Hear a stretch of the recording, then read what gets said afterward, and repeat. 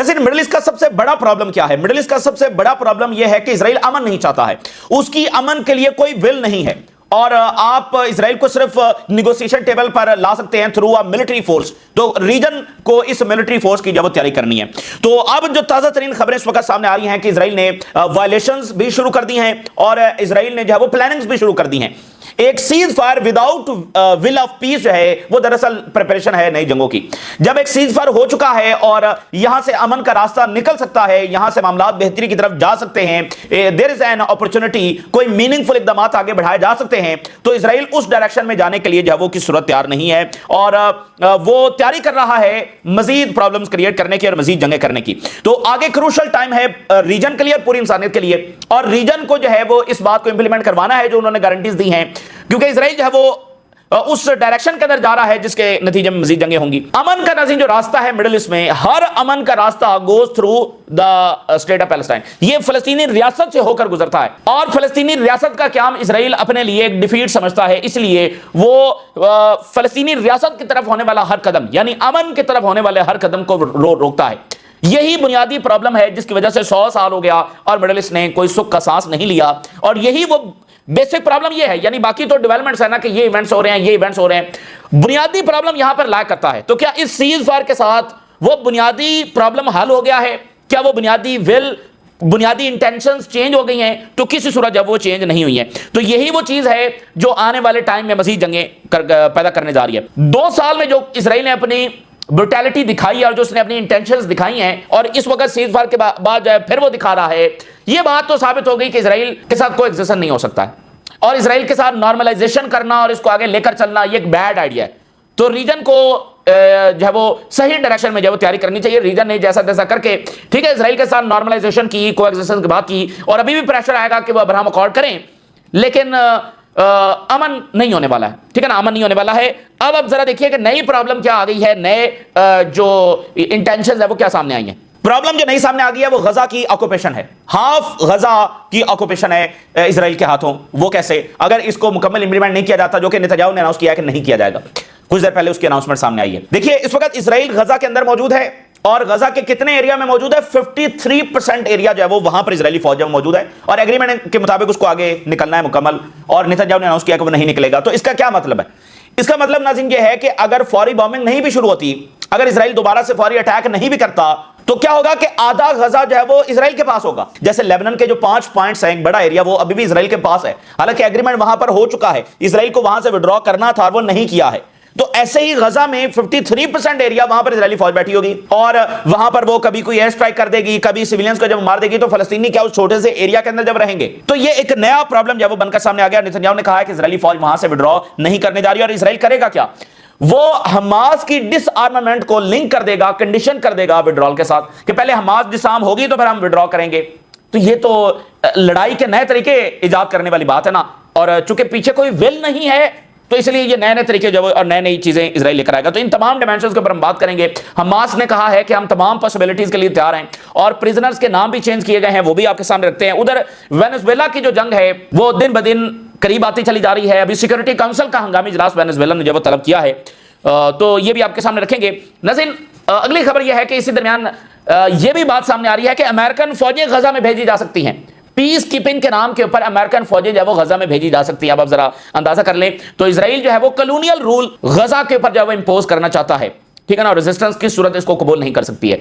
अच्छा, जो Steve Witkoff है उसने ये अनाउंस किया है कि इजरायली फौज जब वो विड्रॉ कर गई है उस लाइन तक, तो अब जो 72 घंटों की डेडलाइन है वो शुरू हो गई है, तो 72 घंटों के अंदर अंदर जो है वो हमास रिलीज करे। तो ये एक तो बात हो गई। इसी दरमियान जैरेड कुशनर और जो स्टीव विटकॉफ है उसकी मुलाकात नेतन्याहू के साथ होने जा रही है और उसमें ये सारी प्लानिंग्स, अमेरिकन फौज का भेजना और इजराइल का जो गजा के अंदर मौजूद रहना और ये सारी चीजें वहां पर डिस्कस होंगी। ये देखिए ये दो जो शख्सियात हैं स्टीव विटकॉफ और जैरेड कुशनर, ये इस वक्त लीड निगोशिएटर हैं, यानी ये अमन लाने वाले हैं। और ये दोनों कौन हैं? दोनों बहुत बड़े ज़ायनिस्ट हैं। अच्छा, जो जैरेड कुशनर हैं उसके आप देखिए कि उसके जो वालिद हैं वो अमेरिकन जुडिशियल सिस्टम के अंदर, अमेरिकन कोर्ट्स के अंदर कन्विक्टेड फ्रॉडिस्ट हैं। कन्विक्टेड फ्रॉडिस्ट हैं, एक इल्जाम नहीं, कन्विक्टेड हैं। और ट्रंप ने अपने दौरे सदारत के अंदर उसको जो है वो सदारती माफी दे दी थी, क्योंकि जैरेड कुशनर ट्रंप का दामाद है, तो अपने समधी को जब उसने अपने सदारती दौर के अंदर सदारती माफी दे दी थी, वो कन्विक्टेड था किस चीज के अंदर? फ्रॉड के अंदर। जिस तरह से उसने जब वहां पर पैसा बनाया फ्रॉड करते हुए वहां पर। तो जो जैरेड कुशनर हैं उन्होंने अपने वालिद की जो लेगेसी है उसको भरपूर अंदाज के अंदर जब आगे बढ़ाया है, और ये जो गजा को as a real estate property बनाकर पेश करना है दुनिया के सामने, यानी वो इलाका जहां पर दुनिया के सबसे बड़े मजालिम हुए हैं, जहां पर पता नहीं कितनी इज्तिमाई कब्रें हैं, उस एरिया को रियल स्टेट प्रॉपर्टी के तौर पर डील करना, यानी नीचे फलस्तीनियों की बॉडीज हैं, उसके ऊपर आलीशान होटल्स बनेंगे और गोल्फ कोर्सेज जब बनेंगे। तो ऐसा सोचने वाला, ये आइडिया पेश करने वाला ये शख्स है जैरेड कुशनर, और इन्हीं के मजहब का है और बहुत बड़ा ज़ायनिस्ट है। और स्टीव विटकॉफ खुद बहुत बड़ा जो वो ज़ायनिस्ट है, और ये ट्रंप का जो है वो बिजनेस पार्टनर है, गोल्फ पार्टनर है। ये कोई सियासतदान या वो डिप्लोमेट नहीं है। अच्छा, इंटरेस्टिंग बात यह है कि इन दोनों का ताल्लुक ईस्टर्न यूरोप से है, और नेतन्याहू का ताल्लुक भी ईस्टर्न यूरोप से है, और नेतन्याहू का ताल्लुक जो वो पोलैंड से है। और ये जो इसका नाम है ना नेतन्याहू, ये इसका असल नाम नहीं है, ये भी खुद एक सेटलर है, ठीक है ना, ये खुद एक सेटलर है और इसका नाम दूसरा है, और ये पोलैंड से आया हुआ है। तो ये तीनों जो है वो ईस्टर्न यूरोप से इनका ताल्लुक है, तीनों का मजहब एक है, और तीनों जो है वो बहुत बड़े ज़ायनिस्ट हैं, और इस वक्त ये लीड नेगोशिएटर हैं। बाकी आप आगे खुद हिसाब लगा लीजिए। अच्छा, अब इसी दरमियान मैं इजराइल की जो मजीद प्लानिंग्स हैं वो आपके साथ शेयर करता हूं। रियल चैलेंजेस अब आगे आने वाले हैं, यानी जब एक मुआहिदा हो गया है और उससे रियल अपॉर्चुनिटीज फॉर पीस निकल सकती हैं, वो उस डायरेक्शन में नहीं जा रहे हैं। तो एक तरफ फलस्तीनी जो है वो नॉर्थ गजा में वापस आ रहे हैं, उधर से एड जो है वो एंटर होगी, और फलस्तीनी जो है वो उसको काफी खुशी भी देख रहे हैं और रिलीफ भी फील कर रहे हैं कि बॉम्बिंग रुक गई है। तो इजराइल जो नई प्लानिंग कर रहा है। अच्छा, अब इजराइल ने लिस्ट जारी कर दी है कि कौन से कैदियों को वो रिहा करेगा। इसमें 10 बड़े नाम उसने रिप्लेस कर दिए हैं, जिसमें मरवान बरगोती उनको रिलीज नहीं किया जा रहा, और अहमद सादात जो हैं उनको रिलीज नहीं किया जा रहा। टोटल 10 बड़े नाम हैं जो रेजिस्टेंस का सिंबल हैं, उनको इजराइल ने जब इनकार कर दिया है रिलीज करने से। अब देखिए इजराइल कितना डरता है इन नामों से, हालांकि वो बूढ़े हो चुके हैं, लेकिन वो रेजिस्टेंस का जो वो सिंबल हैं, और इजराइल इनको किस सूरत जब रिहा नहीं करना चाहता इनसे, इस तरह जो डरता है। तो बुनियादी प्रॉब्लम क्या है? बुनियादी प्रॉब्लम यह है कि इजराइल को एग्जिस्टेंस नहीं चाहता है, को एग्जिस्टेंस वो नहीं चाहता है फलस्तीनियों के साथ। यह बुनियादी प्रॉब्लम है। इसको आप कैसे सॉल्व करेंगे? या तो अमेरिका अबैंडन कर दे इजराइल को और जो प्रिंसिपल बात है वो मनवाए इजराइल से, तो ऐसा तो कुछ नजर नहीं आ रहा। तो इसलिए मजीद जंगों का जो खदशा है वो इसका इजहार किया जा रहा है। तो इजराइल मीडिया कह रहा है कि कैबिनेट मीटिंग हुई और 10 नाम जो वो रिप्लेस कर दिए गए हैं। Israel publish list of the Palestinian prisoners, Palestinian authorities deny final agreement, और इसके अंदर मरवान बरगोती शामिल नहीं है। इसमें अहमद सादात जो है जो 46 टाइम जिनको कैद हुई है, उम्र कैद हुई है 46 टाइम, वो इसमें रिलीज नहीं हो रहे। हसन सलामे रिलीज नहीं हो रहे, अब्बास अल सईद रिलीज नहीं हो रहे। एक बड़े फलस्तीनी लीडर हैं, उनको 6000 साल की कैद जो इन्होंने सुनाई हुई, 6000 साल की। ये बड़े सिंबल हैं रेजिस्टेंस के, अब उन्होंने कहा इसको रिलीज, तो ये तो बहुत बड़ा फड्डा है। ये तो सारा मुआहिदा ही उलट पुलट करने वाली बात है। क्योंकि देखिए फौरी इजराइल के सामने आ गया कि फलस्तीनी तो खुश हो रहे हैं, दुनिया में सेलिब्रेशन हो रहा है, और एक वाज़ेह डिफीट जब इजराइल को हुई है तो उसने फौरी तौर पर वही हरकतें दोबारा से शुरू कर दी हैं। अब ये कितना बड़ा फटा है, वो कह रहे हैं फलस्तीनी जो मेन है उनको वो रिलीज नहीं कर रहा। अच्छा, फिर नेतन्याहू ने कुछ देर पहले जो स्टेटमेंट जारी की है कि इजरायली आर्मी जब गजा के अंदर रहेगी तब तक रहेगी अनटिल हमास सरेंडर नहीं कर देती, हमास अपने वेपन्स नहीं डालते। भाई हमास क्यों अपने वेपन्स डाले? भाई हमास क्यों अपने वेपन्स है वो डाले? तो एक ऐसी शर्त रख देना जो जिसका कोई सोल्यूशन नहीं है, बल्कि वो सिर्फ जंग करने की एक जवाब है, तो फिर उसका क्या, यानी आप उनकी इंटेंशंस देखिए। तो इजरायली फौजी गजा में रहेगी, और नेतन्याहू जो है वो जैरेड कुशनर और स्टीव विटकॉफ और यूएस का जो सेंट कॉम का कमांडर है उसके साथ मीटिंग कुछ देर में करने जा रहा है, जिसमें गजा जो है डिस्कस होगा। तो ये सारी बैठकर यहां पर प्लानिंग्स बना रहे हैं, और उधर इजरायली आर्मी की जो स्टेटमेंट्स आ रही हैं वो इसके साथ कैसे मेल खाती हैं इस चीज को इंप्लीमेंट करने के लिए। मिसाल के तौर पर देखिए, इजरायली आर्मी ये कह रही है कि कोई फलस्तीनी जो है वो बफर जोन की तरफ ना आए, इट इज एक्सट्रीमली डेंजरस, यानी उसने वो सारा एरिया खुद साख्ता बफर जोन जब वो डिक्लेयर कर दिया है। अच्छा जी, फिर जो सी साइड एरिया वहां पर वो कह रहा है कोई फिशिंग ना करे, कोई स्विमिंग ना करे, और वहां पर कोई ना आए, और हम खबरदार कर रहे हैं कोई एंटरिंग द सी में उसकी तरफ कोई ना आए, ये बड़ा डेंजरस है, अगर कोई यानी वहां पर आया तो गोलियां चलाएंगे हम। और इजरायली आर्मी कह रही है the war is not over yet, जंग अभी खत्म नहीं हुई है, and we face significant challenge ahead. और फिर उसने कहा कि कोई फलस्तीनी रफा क्रॉसिंग की तरफ और जो फिलाडेल्फिया एक्सेस है उसकी तरफ ना आए, और खान यूनिस की तरफ ना आए, यहां पर हमारी फौजें जो डिप्लॉय हैं। तो आप जरा जो गजा का मैप है वो ये देखिए, ये जो आपको येलो एरिया नजर आ रहा है ये वो पार्शियल विड्रॉल लाइन है, यानी येलो एरिया के अंदर जो है वो इजरायली फौज है वो मौजूद है। और अगर इस येलो एरिया को हम मैयर करते हैं तो ये गजा का 53% एरिया बनता है। तो पार्शियल विड्रॉल यहां पर है, इसके बाद इजराइल को आगे विड्रॉ करना है। लेकिन अब इजराइल क्या कह रहा है कि हमास सरेंडर होगी तो इस एरिया को हम विड्रॉ करेंगे। तो इसका क्या मतलब है? यानी मतलब आप देखें ना कि डेंजरस बात क्या मैं आपको बता रहा हूं, यानी अगर इजराइल फौरी एग्रेशन शुरू नहीं भी करता तो इजरायली फौज 53% एरिया में मौजूद हो गई, फलस्तीनी जो है वो बहुत थोड़े से एरिया के अंदर जब वो जो तबाहशुदा है ऑलरेडी उसके अंदर मौजूद होंगे, और सी साइड से भी इसराइल जब वो मौजूद होगा तो बहुत छोटे से एरिया के अंदर। और जो इजरायली आर्मी की स्टेटमेंट्स आपने देखी हैं, कभी भी वो किसी पर गोली चला सकते हैं, कभी भी वो एयर स्ट्राइक कर सकते हैं खतरे के नाम के ऊपर। जैसे लेबनान में यही फार्मूला जब उन्होंने अप्लाई किया हुआ है, जमीन भी रखी हुई है, एयर स्ट्राइक्स भी कर रहे हैं, और फिर वो कैदी भी रिहा नहीं कर रहे हैं जो एग्रीमेंट में तय हुआ था। तो इसका अब क्या करना है? यानी उधर से ट्रंप कहेगा कि देखो मैंने तो जंग रुकवा दी है, जंग तो दोबारा शुरू नहीं हो रही, बॉम्बिंग तो दोबारा शुरू नहीं हो रही, लेकिन इसराइल आधा गजा जब लेकर बैठा हुआ है और उसको बफर जोन खुद साख्ता जब बफर जोन का नाम दे रहा है, तो इस चीज को मुझे बताइए कौन इंप्लीमेंट करवाएगा? ये देखिए जो एक्सचेंज डील है ये तो अगले 48-72 घंटों के अंदर फाइनल हो जाएगी, पहला फेज मुकम्मल हो जाएगा। उसके बाद क्या? क्योंकि पहले फेज में ये नहीं है कि ये कोई 20 दिनों का फेज है, ये बस 48-72 घंटों का फेज है, वो खत्म हो जाएगा। उसके बाद क्या? इसको कौन इंप्लीमेंट करवाएगा? यानी जब इसराइल इस बात के ऊपर उतर आया है कि वो मानने के लिए तैयार नहीं है, तो फिर इंप्लीमेंट कौन करवाएगा? और हमास ने कहा कि हमें गारंटीज है अमेरिका की थ्रू ब्रदर कंट्रीज कि वो इसको इंप्लीमेंट करवाएंगे। तो अब बहुत बड़ा चैलेंज टर्की के लिए, कतर और बाकी मुल्कों के लिए है। और इसराइल और फिर शाम का फ्रंट अपनी जगह पर है, लेबनान ईरान की जंग, वो सारे मामला जब अपनी जगह पर है, और वेस्ट बैंक के अंदर जो इजरायली वालिशन वो जारी है। तो बात बताए क्या है? इन तमाम चीजों से ये बात साबित होती है कि एक ही रास्ता है और वो पीस थ्रू स्ट्रेंथ है, और वो स्ट्रेंथ इजराइल पर अप्लाई होनी चाहिए, और रीजन को तैयारी करनी चाहिए, अपनी मिलिट्रीज को अपग्रेड करें, और ऐसे ही इजराइल का हिसाब किताब किया जा सकता है। क्योंकि आप कैसे उसको कन्विंस कैसे करेंगे? अमन के लिए कैसे कन्विंस करेंगे? अमन फलस्तीनी रियासत है, फलस्तीनी राइट्स हैं, और फलस्तीनियों को राइट्स देना इजराइल अपनी डिफीट समझता है। तो आप कैसे इसका हल कैसे निकालेंगे? इसलिए 100 साल में कोई हल निकल नहीं सका। और इसमें एक रास्ता यह है कि अमेरिका प्रेशराइज करे इजराइल को। तो अमेरिका क्या प्रेशराइज? जो लीड नेगोशिएटर हैं वो मैंने उनका प्रोफाइल आपके सामने रख दिया है, और ट्रंप को तो खुद आप जानते ही हैं। अभी वैसे व्हाइट हाउस का भी रद्द-ए-अमल आया है, और जैसे एक मतलब वो कह रहा है कि इन्होंने जो है वो पीस के ऊपर पॉलिटिक्स को तरजीह दी है।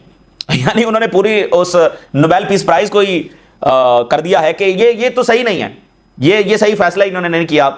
और उसने कहा कि ट्रंप जो है, व्हाइट हाउस ने कहा कि ट्रंप तो अमन मुआहदे करवाता रहेगा, कोई बात नहीं, इन्होंने अगर नहीं दिया तो एक रोने वाला उसका जो वो हुआ है। इस तरह के स्टेटमेंट जो उसने जारी किए हैं कि एग्रीमेंट्स करवाते, पता है एहसान कर रहा है। और भाई जंगें अगर ट्रंप ने खत्म करवाई है तो शुरू किसने करवाई है? अगर ईरान की जंग ट्रंप ने खत्म करवाई है तो शुरू किसने करवाई है? गजा की जंग जो है ये जारियत शुरू किसने करवाई है? जनवरी में तो सीजफायर हो गया था, ट्रंप के आने से पहले हो गया था, फिर शुरू किसने करवाया? तो नोबेल पीस प्राइज ने यानी ये बात इस्टेब्लिश किया कि ट्रंप का जो सेल्फ प्रमोशन है एज अ पीस मेकर, उसको वो नहीं मानते। और सारी दुनिया को पता है कि रियलिटी क्या है, उसके मुंह के ऊपर कोई कहने के लिए तैयार नहीं है, लेकिन सारी दुनिया को पता है कि असल बात क्या है। रीजन शुड प्रिपेयर मिलिट्रीज, बस इसके उनके पास कोई ऑप्शन है ही नहीं, बस दैट्स इट। ये बात जब वाज़ेह हो गई, और अब वो कह रहे हैं अमेरिकन फौजें भेजेंगे, 200 अमेरिकन सोल्जर्स गजा में भेजे जाएंगे on the name of peace. US to have very vague peace keeping forces. अच्छा, उनका वो क्या काम क्या होगा, उनके फंक्शंस क्या होंगे? पीस कीपिंग होगा। भाई वो इतना वेग है कि इतना मुबहम है कि यानी वो तो अमेरिकन कंट्रोल हो जाएगा। यहां गजा के अंदर 53% इजराइल के पास है, वहां पर अमेरिकन फौज बैठी होगी। आगे से कोई रेजिस्टेंस ने अटैक कर दिया तो अमेरिका कहेगा हमारे ऊपर जब अटैक हो गया। तो ये तो इजराइल का जो कब्जा है उसको आप कह रहे हैं कि मोहर सबत करने वाली उसके ऊपर बात है। We do not know when they will go in, और उनका क्या रोल होगा, वो क्या वहां पर काम करेंगे, और इसके जरिए अमन जब कैसे आ जाएगा। तो ये बड़ा वेग है और इसके अंदर बहुत सारी चीजें। तो ये पूरा ओवरऑल एग्रीमेंट ही उन्होंने उलट पुलट करने की वो कोशिश कर रहे हैं। जो प्रिजनर थे वो नहीं रिहा कर रहे हैं, उधर कह रहे हैं फलस्तीनी जब वो फिशिंग करने भी ना जाएं, ठीक है ना। तो अब बताएंगे अब क्या करना है, ठीक है ना। यानी उन्होंने पहले दिन से, अभी 24 घंटे हुए हैं और 24 घंटों के अंदर ही उन्होंने बिल्कुल अपनी इंटेंशंस वाजे कर दी हैं। तो इसलिए मैं आपको कह रहा हूं कि ये अमन तभी आएगा जब ये एंटिटी कोलैप्स होगी। ये बात अब फिर एस्टेब्लिश हो रही है कि normalization is the not the right path. और आपको पता है कि हमास भी टू स्टेट को मान गई थी 2017 में। लेकिन मुझे बताया ना अब क्या करना है, एक ऐसी एंटिटी के साथ आप कैसे डील करेंगे। तो हमास कह रही है कि हम फॉलो कर रहे हैं इंप्लीमेंटेशन ऑफ द एग्रीमेंट को, और we are prepare to deal with all possibilities. तो अगर ये इजराइल हैंकी फैंकी शुरू कर रहा है तो फिर हम इसके लिए भी तैयार हैं। तो हमास जो है वो इनके साथ फिर लड़ेगी, गोरिल्ला वॉर फिर वहां पर जब शुरू हो जाएगी चंद दिनों के बाद, चंद हफ्तों के बाद। अगर ये इंप्लीमेंटेशन नहीं होती तो हमास करेगी हम पूरी तरह से जो तैयार हैं। और मरवान बरगोती और बाकी जो लीडर्स हैं उनको रिहाई ना करने वाला मामला इस तरह से दबेगा नहीं, और हमास जो है वो पूरी तरह से इसके ऊपर बात को आगे बढ़ाएगी। अच्छा, पहली बार ऐसा हो रहा है कि फलस्तीनी जो गजा से बाहर गए थे ट्रीटमेंट के लिए वो वापस आ सकेंगे, ये हमास ने जब अपनी शर्त मनवाई है। For the very first time since the start of the war, Israel will allow Palestinians who left the sector to the Gaza strip. ये पहली बार हो रहा है। और जर्मनी जो है वो ऑर्गेनाइज कर रहा है गजा की रिकंस्ट्रक्शन कॉन्फ्रेंस। ये भी ये वेस्ट के मुल्कों का बड़ा अच्छा धंधा है। ये जो ह्यूमैनिटेरियन वर्क है ना, ये भी एक वॉर इकोनॉमी ही का हिस्सा है। पहले डिस्ट्रॉय करो फिर कंस्ट्रक्ट करो। और जर्मनी जो है वो सबसे बड़ा सपोर्टर रहा है अमेरिका के बाद। अब गजा की रिकंस्ट्रक्शन, यानी वो अब मिसाल तो आपने सुनी हुई है 100 चूहे खा के, तो ये अब जर्मनी जो है वो उसके वेपन्स के साथ पता नहीं कितने लोग जब वहां पर मारे गए हैं।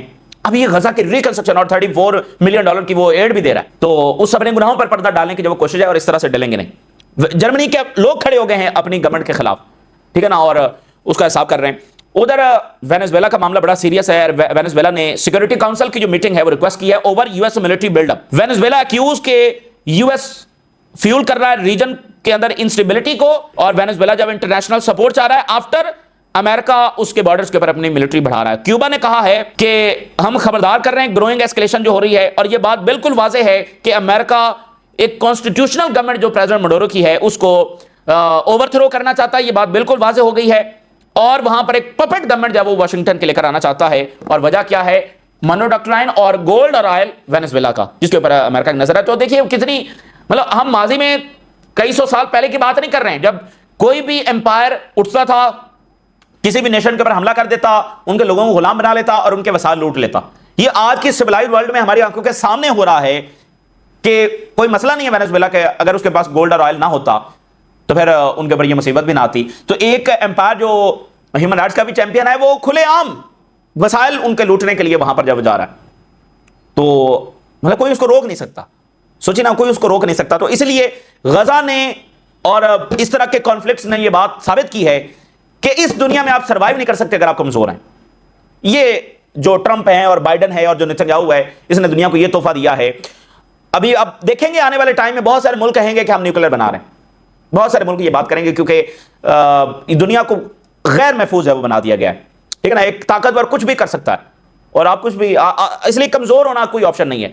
इसलिए हर मुल्क मिलिटराइजेशन करेगा और न्यूक्लियर की तरफ बढ़ेगा। इधर पाकिस्तान और अफगानिस्तान की कशीदगी भी जो शुरू हो गई है, और तालिबान को चाहिए कि वो सही रास्ता ले, ठीक है ना। और पाकिस्तान के साथ देखें, उनकी जो सॉइल है वो पाकिस्तान के खिलाफ इस्तेमाल नहीं होनी चाहिए। पाकिस्तान का जब वाज़ेह मौक़िफ़ है, और इसमें अफगानिस्तान का भी फायदा है। वहां पर दहशतगर्दों को पनाह देकर तो अफगानिस्तान के लोगों का भी कोई फायदा नहीं है, तालिबान का भी कोई फायदा नहीं है।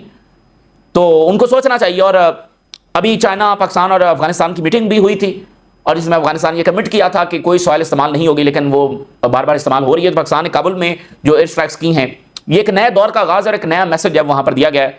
तो देखते हैं कि इसमें ज़ाहिर है चाइना भी इन्वॉल्व है, इसमें रशिया भी इन्वॉल्व है। तो तालिबान को चाहिए कि वो अफगानिस्तान की रिकंस्ट्रक्शन के ऊपर गौर करें, उधर फोकस करें, और पाकिस्तान उनके साथ है। लेकिन अगर वो इस तरह के लोगों को पनाह देंगे तो मामला गड़बड़ होगा। तो ये इस वक्त की ताज़ा तरीन सूरत हाल है जो आपके साथ शेयर किया। आपने राय ज़रूर करें। इजाज़त दीजिए। अल्लाह हाफिज़।